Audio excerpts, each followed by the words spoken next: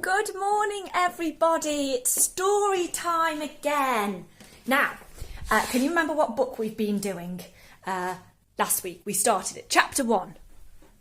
Chapter was called Grandma.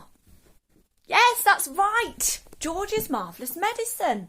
So I started reading the beginning of this book to you by the author Roald Dahl. Can you remember what happened?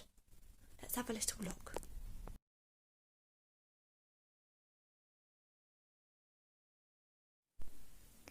There was a boy called George and his grandma. And this grandma wasn't a very nice grandma, was she? And George was a bit worried. He was a bit scared of her. He didn't particularly like his grandma.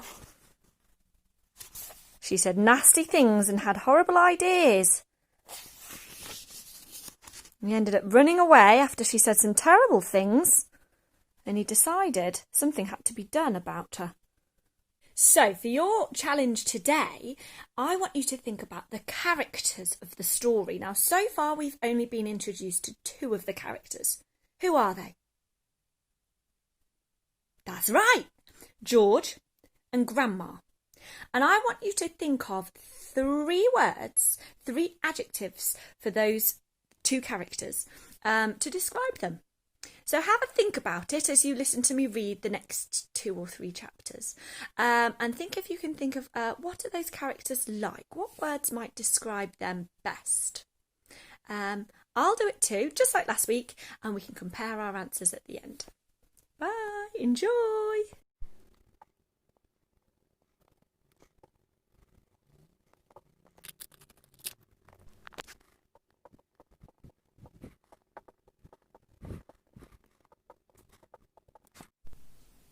The Marvellous Plan.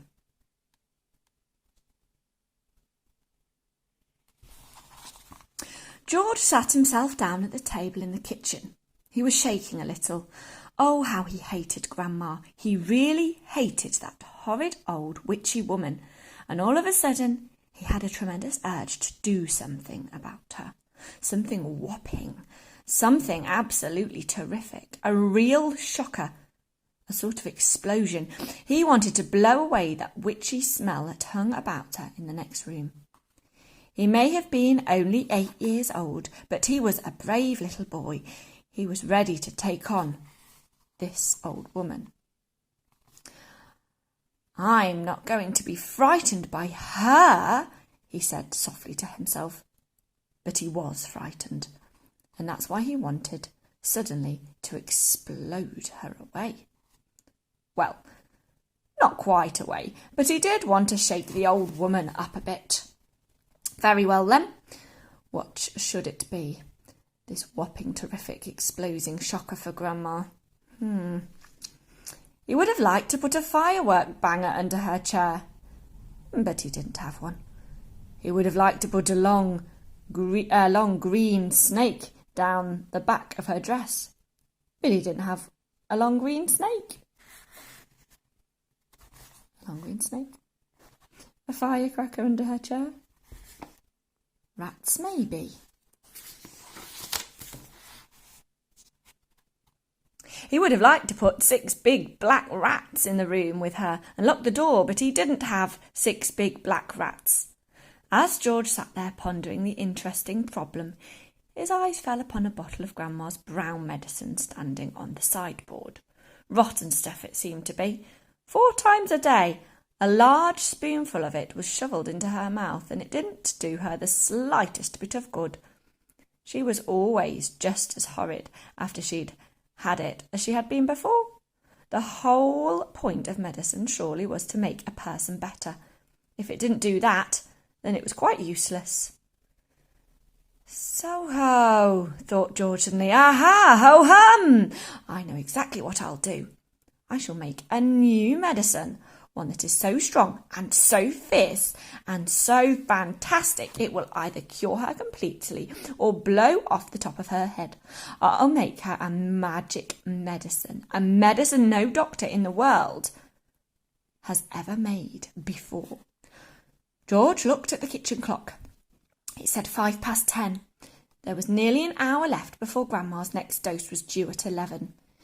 Here we go then, cried George, jumping up from the table. A magic medicine it shall be.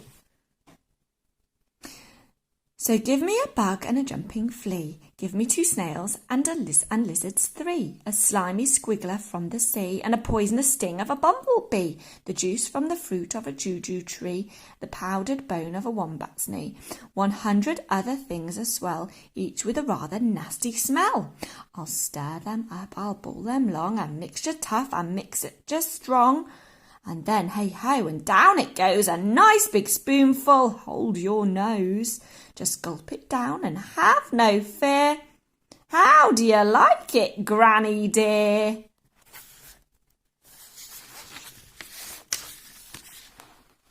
Will she go pop? Will she explode? Will she go flying down the road? Will she go poof in a puff of smoke? Start fizzing like a can of Coke? Who knows? Not I! Let's wait and see. I'm glad it's neither you nor me. Oh, Grandma, if only you. George begins to make medicine. George took an enormous saucepan out of the cupboard and placed it on the kitchen table. George, came the shrill voice from the next room. What are you doing? Nothing, Grandma, he called out. You needn't think I can't hear you just because you closed the door. You're rattling the saucepans. I'm just tidying the kitchen, Grandma. Then there was silence. George had absolutely no doubt whatsoever about how he was going to make his famous medicine. He wasn't going to fool about wondering whether to put in a little bit of this or a little bit of that. Quite simply, he was going to put everything he could find in. There would be no messing about, no hesitating, no wondering whether a particular thing would knock the old girl sideways or not. The rule would be this: whatever he saw, if it was runny or powdery or gooey, in it went.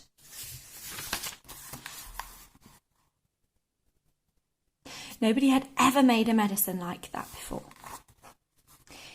If it didn't actually cure Grandma, then it would anyway cause some exciting results. It would be worth watching. George decided to work his way round the various rooms one at a time and see what they had to offer. He would go first to the bathroom. There are always lots of funny things in a bathroom. So upstairs he went, carrying the enormous 2-handled saucepan before him. In the bathroom he gazed longingly at the famous and dreaded medicine cupboard. But he didn't go near it. It was the only thing in the entire house he was forbidden to touch. He had made solemn promises to his parents about this, and he wasn't going to break them. There were things in there, they had told him, that could actually kill a person. And although he was out to give Grandma a pretty fiery mouthful, he didn't really want a dead body on his hands. George put the saucepan on the floor and went to work. Number 1 was a bottle labelled Golden Gloss Hair Shampoo. He emptied it into the pan. That ought to wash her tummy nice and clean, he thought. There it is. All the other bits you can put in.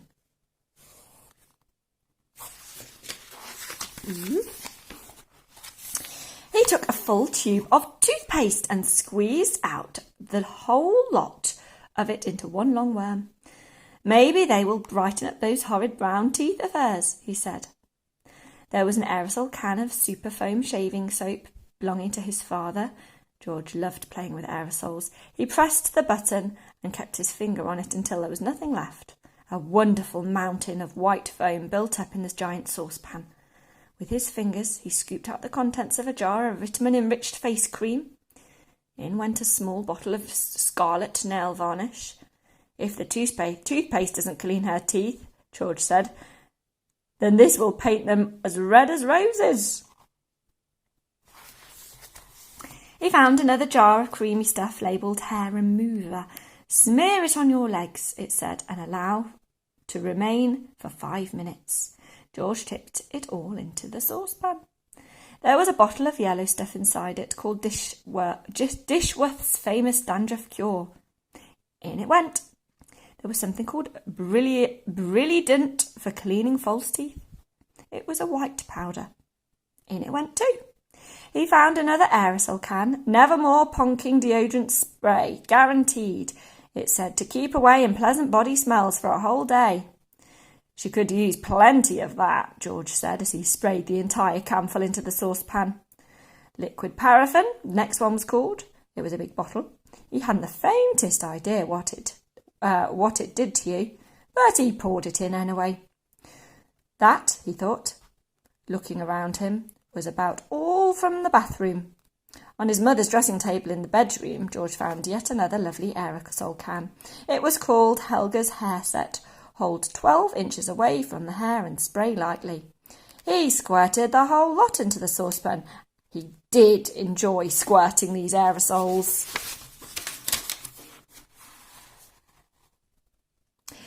There was a bottle of perfume called Flowers of Turnips. It smelt of old cheese. It went in.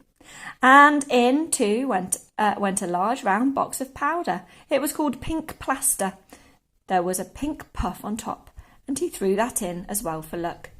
He found a couple of lipsticks. He pulled the greasy red things out of the little cases and added them to the mixture. The bedroom had nothing more to offer, so George carried the enormous saucepan downstairs again and trotted into the laundry room, where the shelves were full of all kinds of household items. The first one he took down was a large box of super white for automatic washing machines. Dirt, it said, will disappear like magic. George didn't know whether Grandma was automatic or not, but she was certainly a dirty old woman. So she'll better have it all, he said, tipping in the whole box full. Then there was a big tin of Waxwell floor polish. It removes filth and foul messes from your floor and leaves everything shiny bright, it said. George scooped the orange-coloured waxy stuff out of the tin and plonked it into the pan. There was a round cardboard carton labelled flea powder for dogs. Keep well away from the dog's food, it said, because this powder, if eaten, will make the dog explode. Good, said George, pouring it into the saucepan. He found a box of canary seed on the shelf. Perhaps it'll make the old bird sing, he said. And it went, and in it went. Next, George explored the box with shoe cleaning materials, brushes and tins and dusters. Well now, he thought, Grandma's medicine is brown, so my medicine must also be brown, or she'll smell a rat. The way to colour it, he decided, would be with a brown shoe polish. The large tin he chose was labelled dark tan. Splendid. He scooped it all out with an old spoon and plopped it into the pan. He would stir it up later. On his way back to the kitchen, George saw a bottle of gin standing on the sideboard. Grandma was very fond of gin. She was allowed to have a small nip of it every evening. Now he would give her a treat. He would pour in the whole bottle. He did. Back in the kitchen, George put the huge saucepan on the table and went over to the cupboard that served as a larder. The shelves were bulging with bottles and jars of every sort. He chose the following and emptied them one by one into the saucepan. Oh, my goodness. A tin of curry powder, a tin of mustard powder, a bottle of extra hot chilli sauce, a tin of black peppercorns, a bottle of horseradish sauce. There, he said aloud. That should do it. George, came the screechy voice from the next room. Who are you talking to in there? What are you up to? Nothing, Grandma, absolutely nothing, he called back. Is it time for my medicine yet? No, Grandma, not for about half an hour. Well, see you don't forget it. I won't, Grandma, George answered. I promise I won't.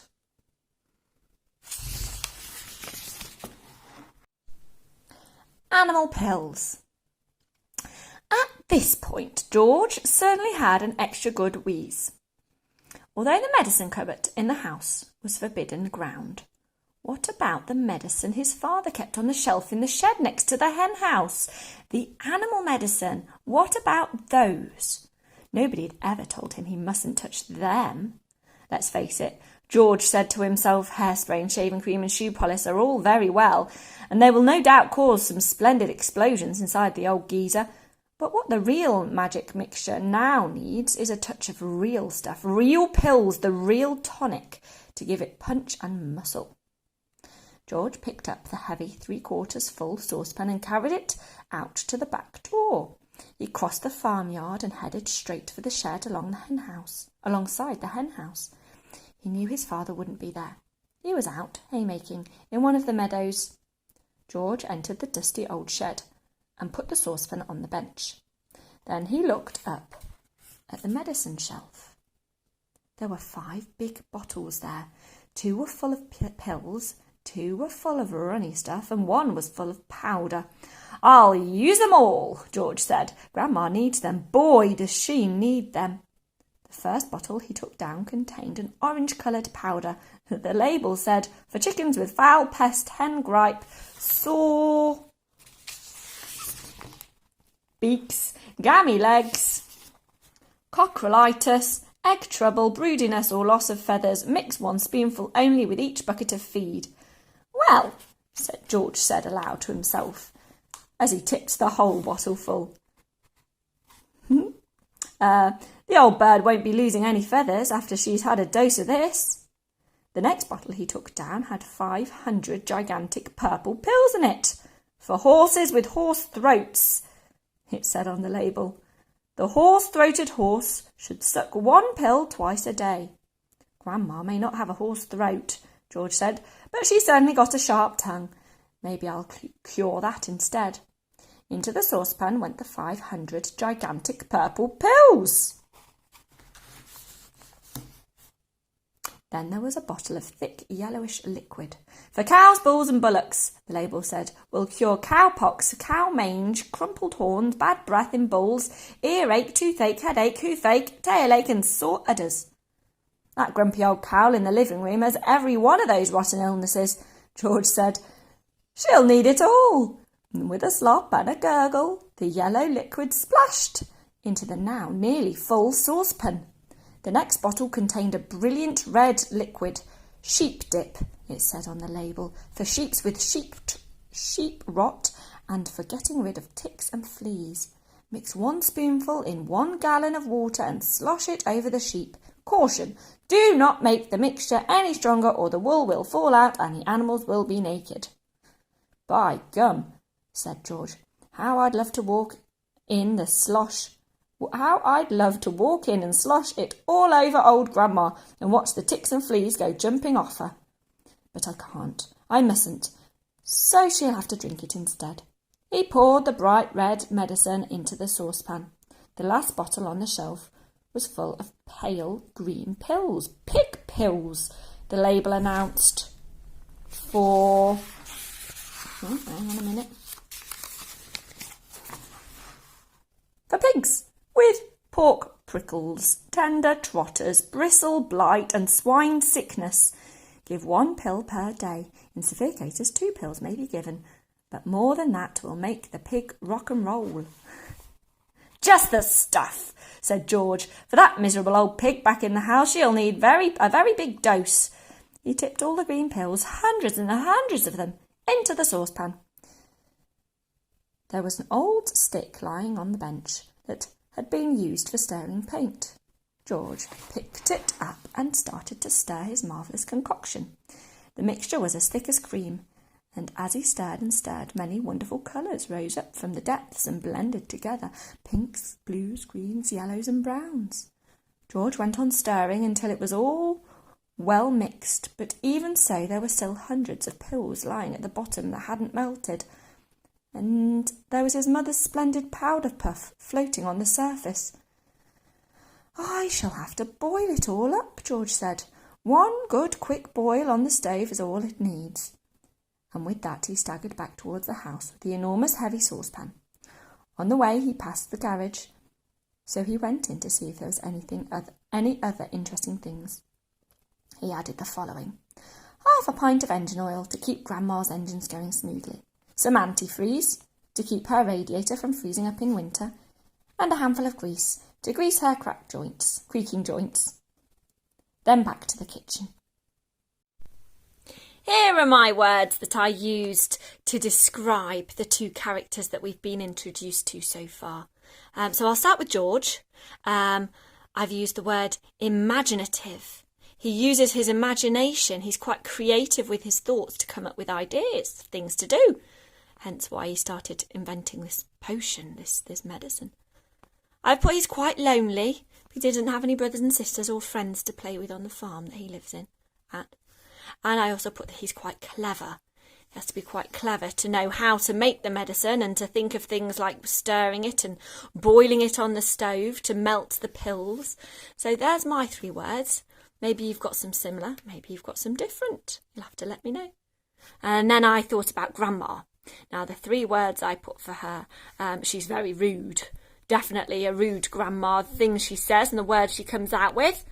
She's quite cruel as well. She taunts George quite a lot with some of the things that she says and some of the things she describes. So I thought she was quite cruel with her words. And she scared George. She's a scary grandma. They're my words. Let me know what you come up with. I hope you enjoyed this week's chapters for George's Marvellous Medicine.